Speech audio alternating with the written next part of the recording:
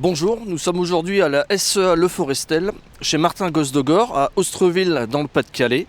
Martin essaye sur son exploitation d'être le plus résilient possible par rapport au changement climatique qu'on connaît déjà aujourd'hui et qu'on connaîtra demain. On vous invite à venir visiter son exploitation. Bonjour Martin. Salut Arnaud. Est-ce que, avant d'entrer dans le vif du sujet, tu pourrais nous présenter ton exploitation? Avec plaisir, on va rentrer pour en discuter. Je suis associé avec mon papa sur 170 hectares et on est certifié ISO 14001 avec l'association Terre Avenir. On est HVE depuis cette année et puis j'ai un tiers de la ferme qui est en bio. Alors, on est parti en cumin pour essayer de lisser les coûts de mécanisation sur l'exploitation et en même temps, ça nous fait vraiment un travail d'équipe avec tout le monde.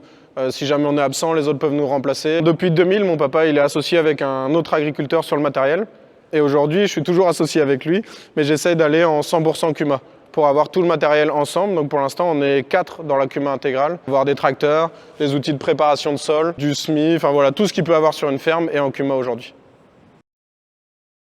Donc ici, on essaie de réduire le travail du sol sur la ferme dans la logique déjà d'érosion, pour essayé d'avoir plus de matière organique sur le dessus du sol, moins d'érosion et plus de biodiversité encore.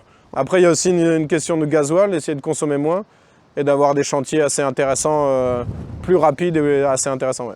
Sur les couverts, on essaie d'avoir entre 6 à 10 espèces en fonction de ce qui va arriver. Comme ça, il y a toujours une plante qui va pousser moins que l'autre. Même si chaque année, je mets les mêmes espèces, chaque année, le couvert est différent. Du coup, pour la destruction des couverts, on essaye soit avec le rouleau de cumin, c'est un rouleau hacheur qui vient juste hacher le couvert, ou soit on utilise les moutons. J'ai un partenariat avec un éleveur de moutons. L'objectif, c'est vraiment détruire sans mécanisation, donc sans gasoil, et puis d'avoir une fertilisation du sol. On a repris la maison familiale qui est basée sur la ferme, et elle était 100% fuel. Et dans nos valeurs, on voulait retrouver plutôt du bois, se chauffer au bois en fait, mais d'une façon beaucoup plus simple. Alors l'objectif, ça serait d'avoir de l'agroforesterie sur la ferme. Ça va permettre d'essayer de casser un peu l'érosion, de garder la bonne terre sur mes champs et en même temps essayer d'avoir un maximum de biodiversité dans les champs. Ici, il y a 550 mètres de long de sol et c'est du sol du taillis à très courte rotation pour faire des copeaux de bois avec. L'objectif, c'est de refaire du relief et d'essayer d'avoir de la biodiversité dans mes champs grâce à ce relief. Plutôt que d'acheter du fuel, j'aurai mes plaquettes de bois directement dans mes champs. L'objectif, c'est d'être vraiment autonome sur la maison et sur la ferme. Ça a été une réflexion de mon papa en 2006 et il a été dans les premiers à faire en 2008 les premiers panneaux. On a eu la chance de commencer quand le prix du rachat était assez important. On a 3 projets différents et juste le premier projet produit ce que nous on consomme sur la ferme. C'est vraiment toujours dans l'histoire de écologie et autonomie. Alors il y a pas mal de cultures sur la ferme parce que déjà il y a 2 assolements différents, le bio et le conventionnel. Avec le GEDA du Ternois et la Chambre d'agriculture, il y avait justement 11 cultures différentes dans la même parcelle, en bande.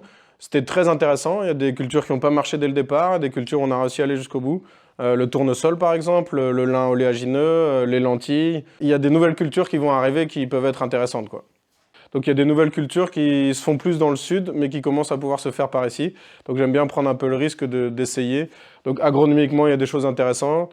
Et puis après, vu que ça se fait pas, c'est aussi sympa que les agriculteurs puissent venir visiter et voir comment ça fonctionne à la maison, quoi. Diversifier, c'est aussi sécuriser. Plus on a de culture, et plus ça permet d'éviter les gros risques. Après, plus on a de culture, et plus c'est compliqué à gérer. Donc faut trouver le juste milieu. En fait, j'aime bien essayer tout ça. Déjà, j'aime bien les essais. Et en plus, ce que je veux, c'est qu'un jour, ma fille ne puisse pas me reprocher « Papa, qu'est-ce que tu as fait pour l'environnement ?» Et là, je me dis, c'est peut-être des bêtises, mais au moins j'essaye. À travers l'exemple de Martin et de ses quelques changements sur le matériel, sur l'énergie, sur ses pratiques, on peut s'adapter à l'évolution du climat.